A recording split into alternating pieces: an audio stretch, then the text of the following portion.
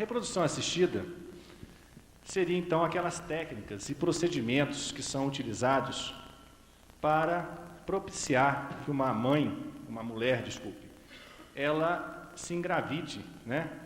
Desde que ela não está conseguindo engravidar por métodos naturais, né? É chamado também de fertilização in vitro, e tem outros nomes, bebê de proveta e outras coisas mais.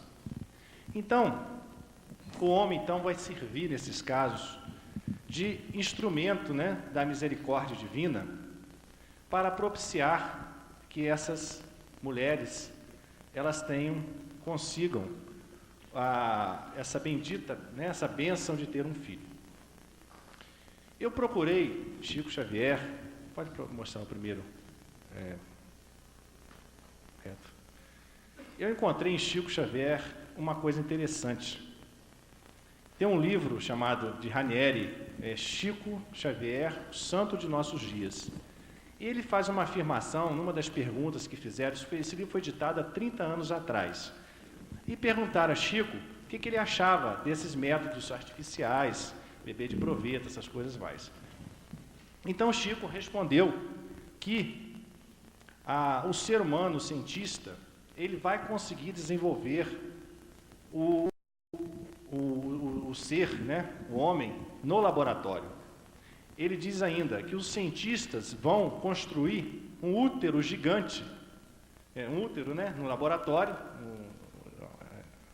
figurativo, né, esse útero, uma incubadora, vamos dizer assim, que ele quis dizer, onde seriam desenvolvidos o ser humano. Inclusive, ele fala também que isso aí pouparia a mulher do trabalho de parto.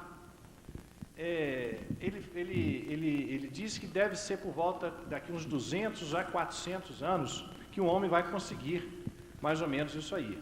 Mas é uma coisa, então, que ele aventa essa possibilidade. Ele fala, inclusive, que quando nós nos evoluirmos em mundos superiores, provavelmente a encarnação não vai ser feita mais com tanto sofrimento, né? Apesar da dor do parto ser uma dor que traz vida, né? Que traz uma dor que não faz sofrer, né? Porque ela gera uma vida, mas a mulher vai desenvolvendo e ela vai continuar participando com sentimento, mas sem necessidade de passar pelo trabalho de parto. É o que ele quis dizer. São afirmações, então, de Chico Xavier. Pode passar o próximo. Então, como que a doutrina espírita, ela encara as técnicas de reprodução assistida, né? O espiritismo, né, ele, como diz Kardec, ele vai caminhar junto com a ciência, de braços dados com a ciência, né? Algumas seitas, existem muitas controvérsias, tem em Vitória mesmo houve uma polêmica, uma promotora, questionando esses métodos, dizendo que são métodos frios, né? Sem amor, sem o relacionamento sexual entre dois seres, e ela questiona esses nascimentos dessa forma. Então, o biólogo dessa clínica, ele fez uma resposta muito interessante. Ele disse que só quem convive com esses casais que têm dificuldade de ter um filho, que passa por vários obstáculos, que tudo que eles mais querem na vida, né, é esse filho, que sabe o amor que eles depositam nesse ato. Então não é um ato frio, não é um ato simplesmente técnico no laboratório. Existe, então, muito sentimento nisso, segundo a vivência deles nessa clínica. Então, o espiritismo, ele, como diz Kardec, ele caminha de braços dados com a ciência. O homem, ele vai progredindo, né, intelectualmente, vai descobrindo como funcionam as leis naturais. É isso que é o desenvolvimento intelectual. Ele vai dominando, então, as técnicas de como, vamos dizer, entre aspas, né, imitar Deus na sua criação. Ele vai ser co-criador, cada vez mais ele vai ser co-criador, né, da divindade nesses fenômenos. Muito embora isso aí, apesar dele estar desenvolvendo o ser no laboratório, né, mas ele tem que ter a humildade de saber que ele não está criando vida. Ele está apenas facilitando o encontro do óvulo e do espermatozoide, que já tem a vida neles, está facilitando está catalisando, né, aquele desenvolvimento para formar o ser humano. As descobertas científicas, como diz, não são boas ou más. Bom ou mal é o uso que se faz delas, né? O Kardec também falou no Livro dos Espíritos que todas as descobertas, todas as pesquisas do ser humano é válido desde que seja em prol do benefício da humanidade, do homem, né? Isso aí, por exemplo, exemplificando, a gente poderia citar a descoberta da energia nuclear, da fissão nuclear, né? Inicialmente, ela foi empregada com finalidades bélicas, né? Foi feita a bomba atômica.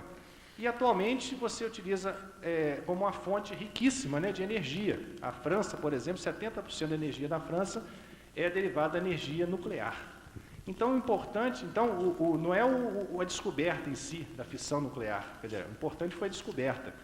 E o uso que se faz dela. Agora o homem está se utilizando em proveito da humanidade. Então, nós concordamos com aquela frase embaixo: não importa de que modo a criança veio ao mundo, o que importa é se ela vai ser bem recebida e criada com amor e dedicação. Aqui, só fazendo até um parênteses, a gente poderia falar da adoção, né? A adoção é uma alternativa sublime, até uma coisa, alguns falam que é uma atitude até de mais amor ainda do que o próprio filho, né? Uma atitude consciente, de muito amor a um ser que não foi gerado dentro dele, né, dentro do casal, e ele dá todo o amor, todo o carinho àquele novo ser que está vindo ao mundo. Então, é uma alternativa sublime da criação a esses métodos todos, seria a adoção. Mas nós respeitamos a todas as mulheres que também querem ter o filho próprio, gerando do seu próprio ventre. Pode passar. Geralmente, essas infertilidades, né, da mulher e do homem também, né, não vamos ser exclusivistas, mas essas infertilidades são decorrentes de desequilíbrios no chakra genésico, como já foi comentado sobre o chakra hoje pela manhã, né? Seria um centro de força, né, que nós denominamos na doutrina, né? Então, esse chakra, por negligências, por atos delituosos do passado, ele está desequilibrado, né? E a mulher, às vezes, e o próprio homem também, não consegue, então, o seu aparelho reprodutor funcionar adequadamente para que ocorra a fecundação. Então, mesmo que às vezes ela já tenha se redimido, mesmo que esse fato seja inconsciente, coisas de outras vidas, mas o desequilíbrio ainda existe, às vezes, no plano perispiritual. E ela ainda não conseguiu traduzir para o seu aparelho reprodutor um equilíbrio adequado para gerir um filho. Então, o que ela precisa? Mais do que tudo, antes de recorrer a qualquer técnica, nós aconselharíamos a se doar, a se envolver em trabalhos assistenciais, sobretudo em crianças carentes, em creches, em lares, onde ela vai desenvolver essa sensibilidade e vai reequilibrar esse chakra genésico e que vai propiciar, então, ela conseguir sucesso na sua reprodução.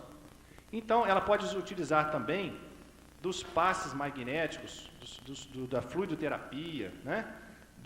E vários recursos que o centro espírita dispõe para reequilibrar, então, esse chakra genésico. Pode passar.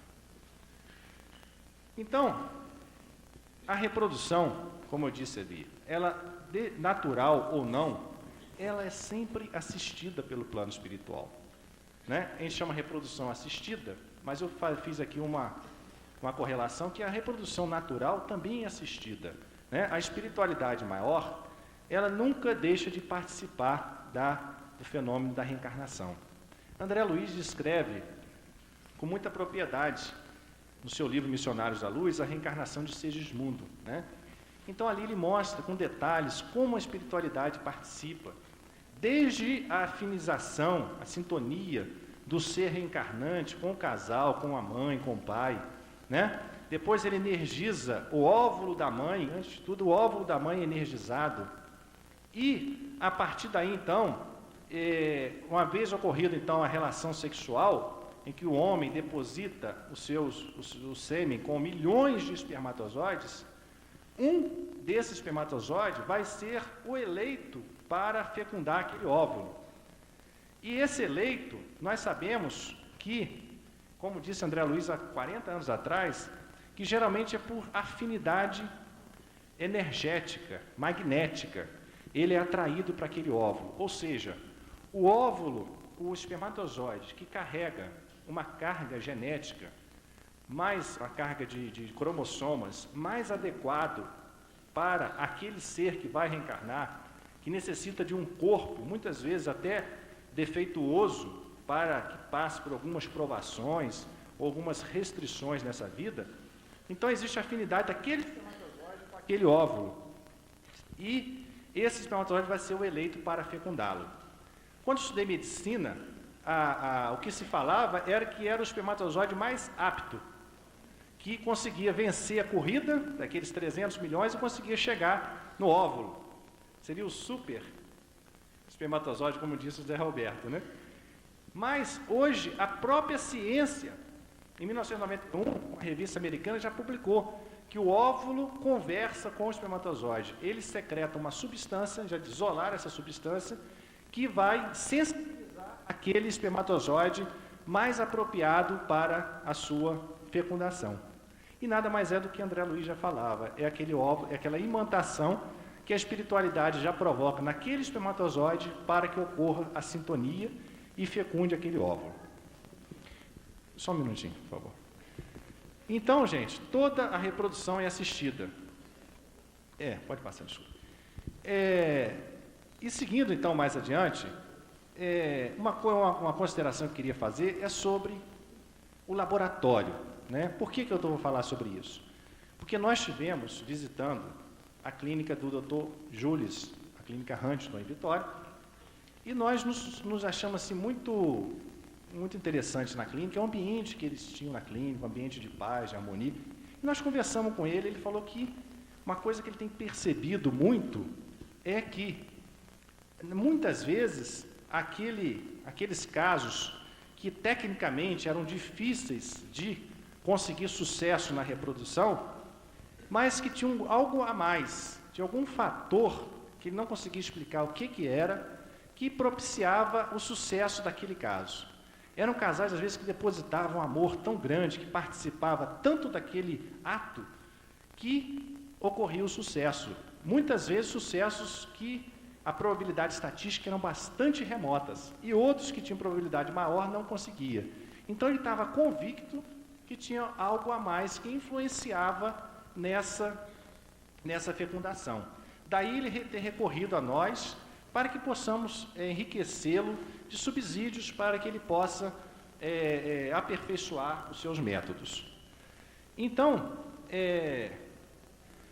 nós temos, pelo nosso conhecimento, como a espiritualidade participa tanto da reprodução natural como desses métodos de reprodução, né?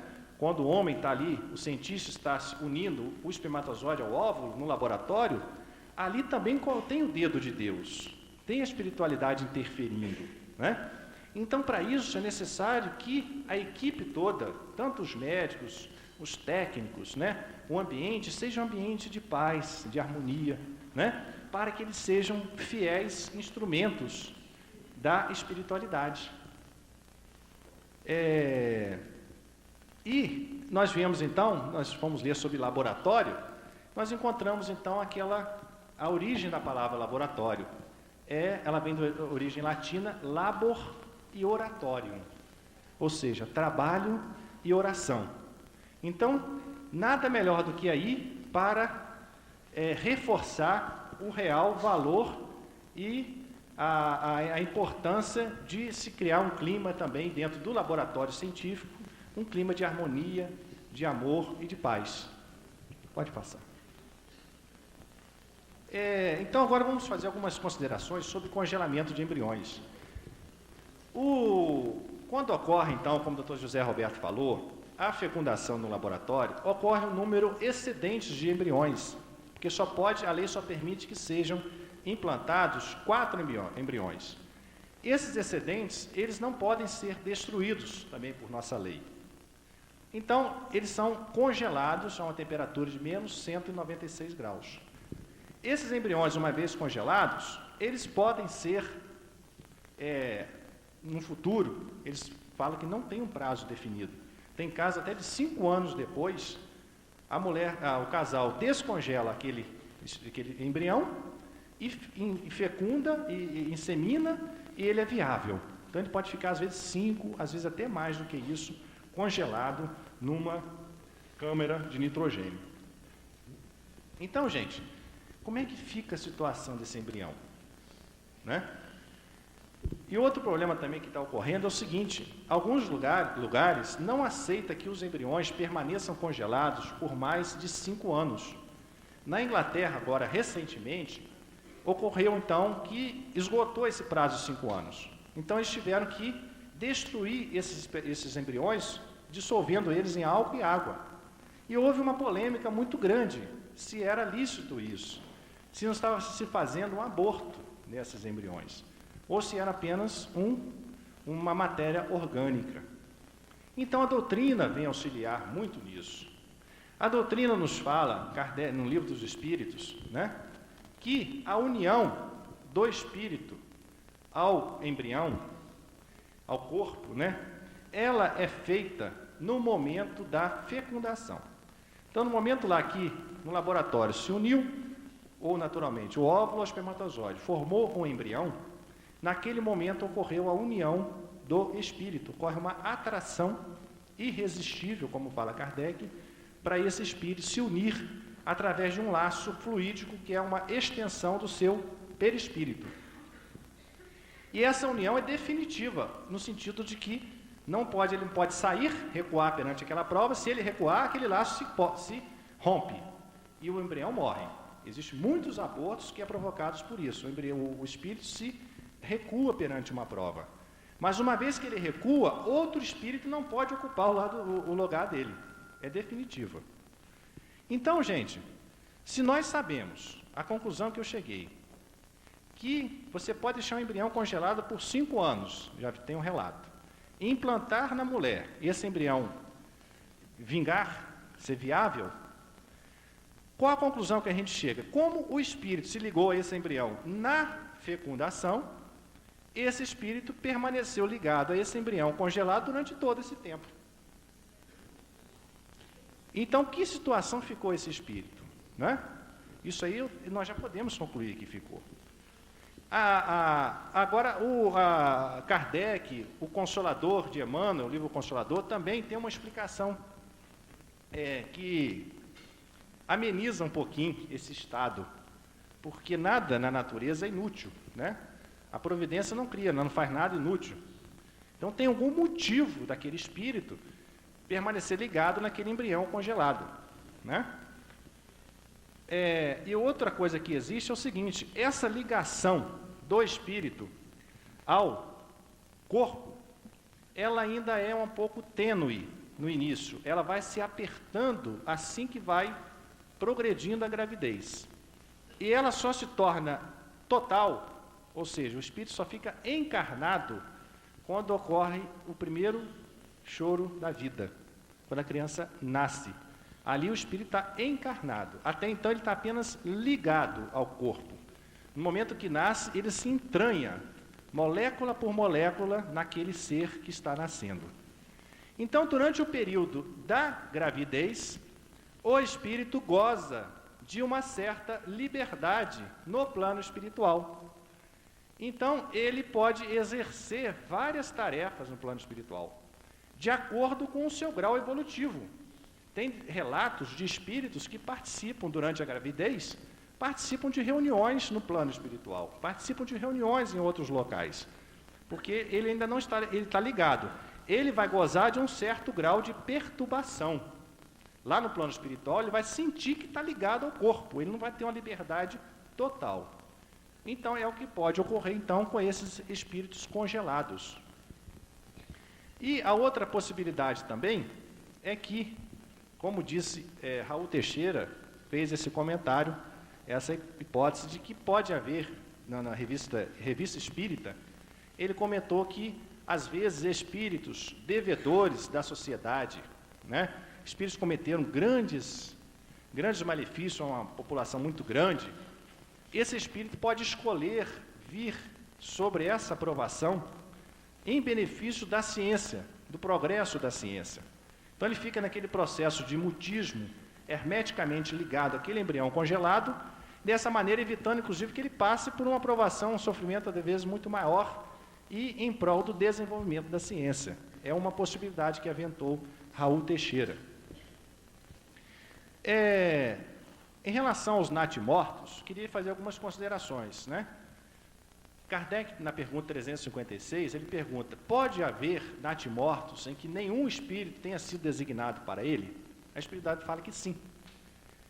Ou seja, vai ter um natimorto, uma criança que nasceu morta, mas que nenhum espírito teve ligado a ele, nem naquela fase da embrionária não teve. Esse espírito, então, ele fala mas sempre é inviável, nunca nasce vivo, é um natimorto. E a outra coisa, Kardec não fala o termo embrião. Então, a gente não pode afirmar que, uma vez formado o embrião, pode ter casos que o espírito não se liga a ele. Pode ter casos de natimortos. A gente não sabe nem o que é esse natimorto, se é uma estrutura amorfa, se é um ser que desenvolve. Se fala que esse embrião, esse natimorto, ele cresce moldando uma estrutura que a mãe cria mentalmente, porque não tem perispírito, que é o modelo organizador do corpo. Como não tem espírito ligado, não tem perispírito. Então, quem que direciona essa formação do corpo? Acredito que seja a mente da mãe. Mas, de qualquer forma, isso é uma interrogação, se a gente pode extrapolar para casos de embriões também não terem espíritos ligados a eles. E, por último, uma coisa que está se aventando para o futuro, o Dr. Júlio falou que é uma coisa que deve estar saindo em breve, seria nós congelarmos óvulos e espermatozoides. Então, vai evitar uma série de problemas éticos e religiosos do congelamento do embrião, porque o óvulo e o espermatozoide não tem espírito, ele tem vida só. Então, parece que já está se chegando a essa possibilidade de congelar óvulo e espermatozoides, e, uma vez tem a intenção de engravidar, descongela, se une, forma embrião e implanta. E ali, por último, eu coloquei que tem uma pesquisa em andamento para pesquisar se o embrião tem espírito ou não. Eu conversei, me parecia, alguém tinha me falado, o Dr. Hernani Guimarães estaria com a pesquisa nesse sentido, eu já conversei com ele, e ele me falou que, de fato, existe um pesquisador, Salzburg, que ele publica no livro dele, Psiquântico, ele tem um método, apesar de ser um método muito complexo, que consegue detectar a presença de vida num ser. Ele já fez isso com sementes, saber se a semente está viável, está viva ou não. Aí eu perguntei a ele, por que não foi feito isso com o embrião ainda? Ele falou que é por causa do leito de Procusta, né? É o leito de Procusta que ele falou, quer dizer, o homem ainda não está limitado nas suas investigações. Ele falou que não sabe por que ainda não empregaram isso aí no embrião, uma pesquisa que precisa ser feita, já que eles conseguem detectar vida numa semente, muito mais ainda no embrião. Mostre o próximo, por favor. Então, gente, eu gostaria de fazer algumas considerações rápidas sobre o sexo. Antes, nós conseguimos, na década passada, o sexo sem filho, né? Os métodos anticoncepcionais. Atualmente, nós estamos conseguindo o filho sem sexo, principalmente agora com a clonagem, né? Então, isso aí me despertou uma coisa sobre que a sexualidade, entendida no termo de energia sexual, é muito maior do que a função somente de procriar, como é aventado por algumas seitas, né? Algumas religiões que proíbem até casamentos em casos em que o casal não tem a possibilidade de procriar, não pode casar. Quer dizer, o sexo só pode ser feito para procriação. E nós vemos na doutrina que o sexo, o Dr. Jorge André está aqui me olhando ali com ar de censura, mas depois eu gostaria de ouvir a opinião dele na sua palavra, mas que o sexo é muito superior. O sexo é a troca de energia entre dois seres que se amam. É uma permuta energética para que ocorra o equilíbrio entre a harmonia entre dois seres. A espiritualidade superior também, elas continuam trocando energia magnética. Claro que não através do relacionamento sexual que nós temos aqui na carne, mas continuam fazendo o sexo com muito mais amor e com muito mais profundidade do que a gente, trocando energia. A arte, temos aqui uma exposição de Monet, começando hoje. Esses grandes artistas, nesses momentos de criatividade, nada mais é do que a energia sexual, trocando, permutando energia com a espiritualidade maior, trocando energia com Deus, e conseguem receber insights, né? Que promovem criações maravilhosas, como nós vimos hoje aqui de manhã, as músicas de Beethoven, de Bach. Então isso nada mais é do que a energia sexual sendo sublimada, sendo empregada com elevação. Então, só um minutinho. Então, o que não pode é o filho sem amor. Pode ter o filho sem sexo, né? Sexo sem filho. O que não pode nada sem amor. Concorda, doutor Jorge André? Então, tá bom. Próximo, por favor. Então, por último, eu gostaria de fazer essas considerações que eu achei muito interessante quando eu li agora um artigo do Simonetti no Reformador, sobre gerar vida. Então, eu fiz uma correlação que eu gostaria, inclusive, é uma palavra que eu gostaria de dirigir a todos aqueles que não conseguiram ainda a bênção de ter um filho. Nós podemos gerar vida de várias maneiras. Não é só com filho que nós vamos gerar vida. Constantemente, nós estamos permutando energia, interferindo uns com os outros na nossa vida de relação. Nós estamos constantemente ou doando vida, através de palavras de incentivo, através de encorajamento para o próximo, animando, estimulando as pessoas a fazer o melhor possível. Nós estamos doando vida para eles. Muitas vezes pessoas que estão deprimidas, depois de conversar com uma pessoa que irradia vida, sai dali com mais vida, mais desperta. Isso é muito comum. E o contrário também. Nós podemos retirar vida com palavras baixas, com palavras de desencorajamento, com palavras só criticando, só falando de problemas. Nós podemos também retirar vida das pessoas e, principalmente, retirar a vida daqueles que nos cercam, quando nós preocupamos só conosco. Quando nós passamos a preocupar só com a gente, não se interessando pelo problema do próximo, a vida começa a murchar ao nosso redor. E a partir do momento que o Simonetti fala que nós voltarmos a nossa bússola, o norte da nossa bússola, de vez de estar voltada para nós voltarmos para o semelhante, então nós vamos nos enriquecer de vida e vamos dar vida a todos aqueles que nos cercam. Então, como disse, vamos viver como Francisco de Assis falou, né? Francisco de Assis foi um doador de vida por excelência. Não teve filho carnal, mas provavelmente teve uma infinidade de vidas que ele elevou aqui na Terra. E ele dizia, né? Senhor, fazei-me instrumento de vossa paz, que eu semeie o amor onde houver o ódio, que eu semeie a esperança onde houver a dúvida, que eu semeie a luz onde houver a escuridão, a alegria onde houver a paz, que eu procure muito mais compreender do que ser compreendido, amar do que ser amado. Então, nós vivendo dessa forma, nós vamos derramar vidas por todo lado. E seguindo as palavras do Mestre Jesus: vim para que tenhais vida, e vida em abundância. Muito obrigado.